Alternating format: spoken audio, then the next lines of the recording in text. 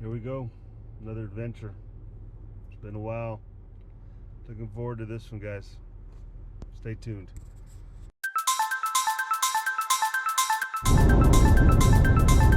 Well, good morning. Today's a very special day, guys. Today is Father's Day. And for me, my special Father's Day gift today is my special Father's Day gift for me is that my wife has allowed me to go out early this morning on Father's Day Sunday to go do some offshore kayak fishing, or BTB, or whatever you want to call it. I'm going to tell you right now, this is the first time I've done it all year. Here we are in mid-June, and to just barely be able to get out and you know, get past all the weather issues, the surf issues, and get out there is really exciting for me.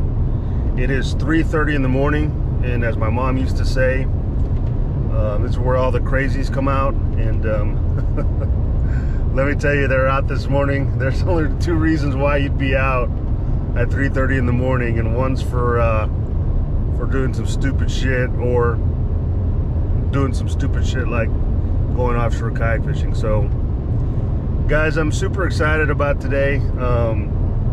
I can't wait to see what the water looks like when we get out there. I'm going to be going out with my manager at the Fin Factory in San Antonio, Michael Escamilla, and James Stevens.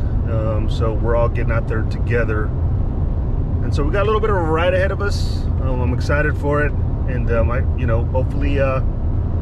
hopefully we get on some. We'll see what happens, guys. I'm excited, and hey, we'll see you out there.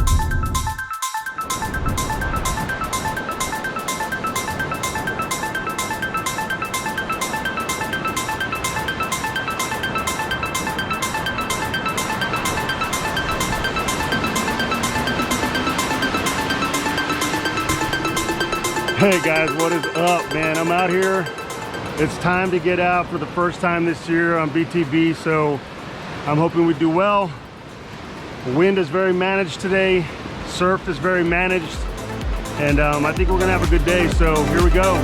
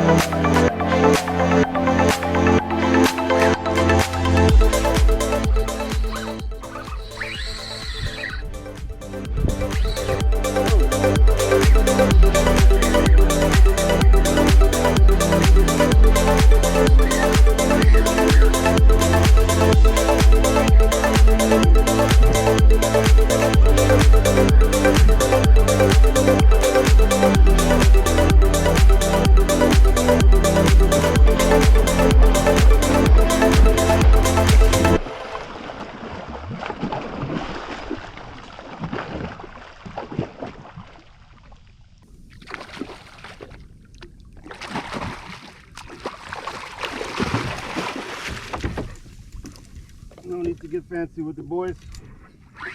Oh, shit. Don't need to get fancy. It's a 3-ounce casting spoon. That's all it is. That's it.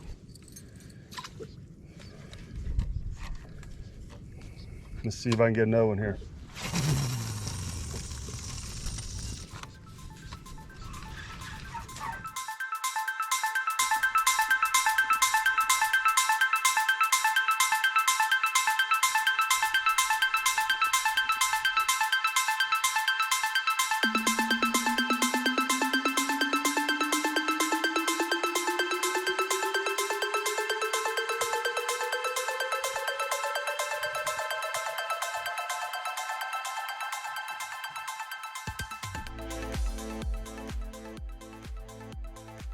All right, guys, so this is what I was looking for right here. Not big enough, I don't think. They got to be 14 or something like that. So, right on the Z-Man. Swim bait.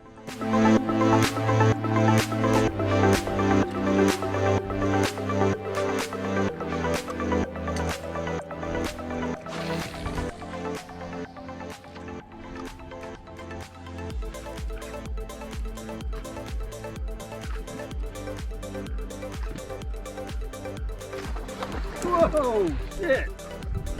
You get it again. Come on.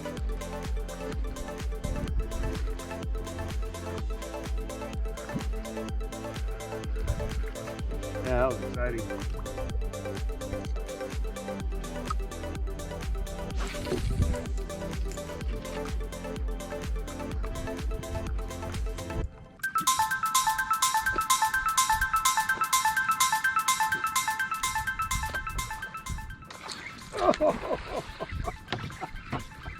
I know you got that one. Jesus Christ. Easy, partner.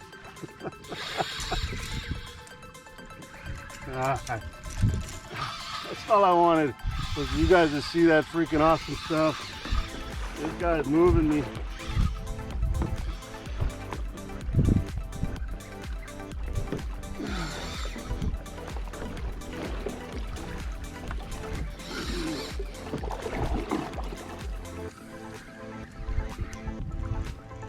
You guys see that? Freaking power, baby.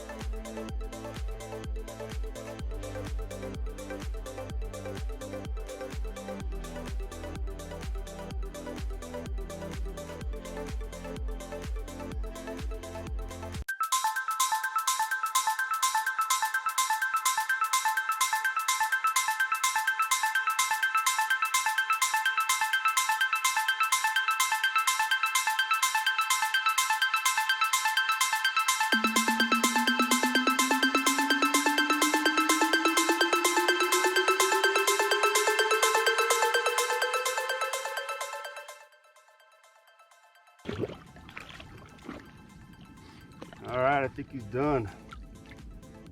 Jesus. He is not happy, boys. Okay. Let's see if I can't get a release from this guy. Man, I don't want to do this. What you should do is gaff him, right? But I'm trying to keep him alive because I don't want to keep him. But trying to take the hooks out and keeping them alive is risky with these kingfish. They got some huge teeth. So here goes nothing.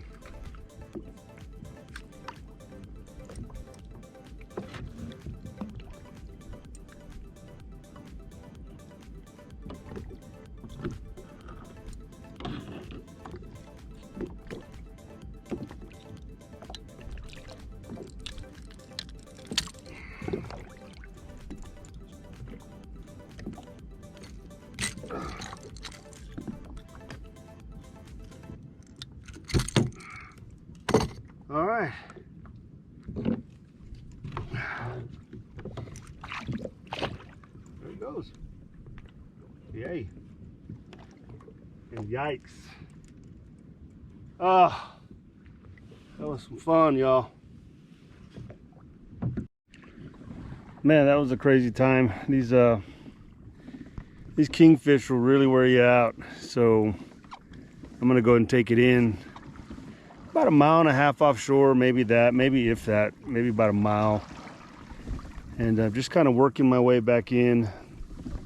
My goal was to catch cobia and snapper, but it didn't happen. It's just the way fishing is sometimes. Those snapper were nowhere to be found. He jigged up a couple of little smallies, but wasn't anything to write home about, or at least take home to eat. So it is what it is. You know, it's about 9:40, and I've been doing this long enough to know that when you ain't feeling it, you ain't feeling it. It's time to go in. You might as well just do it. There's no sense in spinning your wheels out there. So, but you know, some pretty good action, and I'm more out. But as I'm going in, you know, from a kayaking standpoint, this is, you know, for me, going in is a lot harder than coming out. And even though the swells and the surf is really relatively mild, you know, you still risk turtling over, losing your gear. So as we get closer, you know, I'm definitely gonna roll the cameras, and you might see a little bit of nervousness in my face. I won't talk much, but hopefully we make it in unscathed.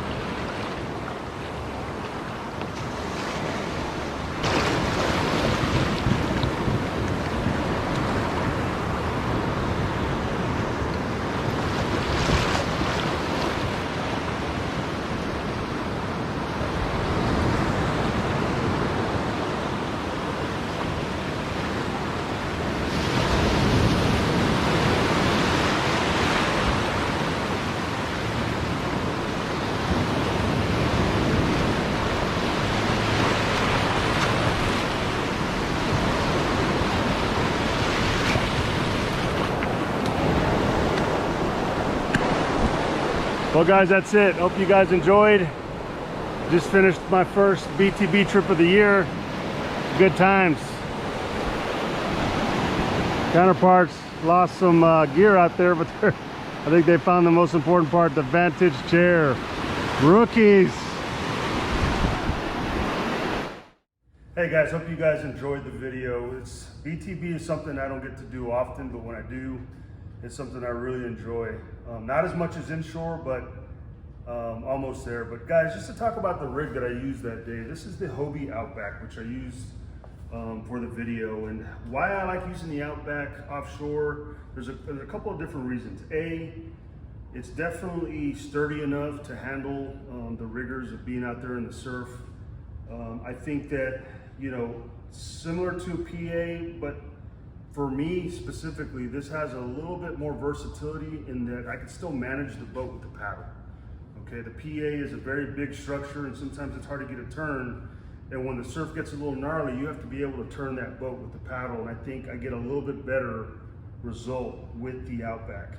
So kind of moving forward to the Outback itself, some of the things that I think are core components to the Outback that lend itself well to offshore. Number one, it's got a double stay here. So what do I mean by that is it allows you to put your paddle on one side, and if you have a gaff, put the gaff on the other side, and trust me, you will want a gaff. The other thing is that it has these little apparatuses to basically truly secure your gaff and what have you. So as you guys saw in the video, my gaff was attached to this hook, and man, that's a very small cord, but I'll tell you, this thing's pretty strong. And I think it's just that added piece to help you secure your gear, okay? Kind of some of the other pieces, and I know we weren't able to see it online on the video, but one of the huge improvements that they made in the Outback is they have a double seal on the top of this lid. So you've got the seal here, you sandwich it in with the seal here, and you've got a almost completely dry boat. So I think that's very critical as well. So other things that I like about the Outback is it already comes equipped with the turbo fins, which gives you that extra kick. I don't know if you noticed, but the two guys on the PAs had motors. I did not, and I was pretty much able to keep up with those guys with both Torqeedo and Newport motors.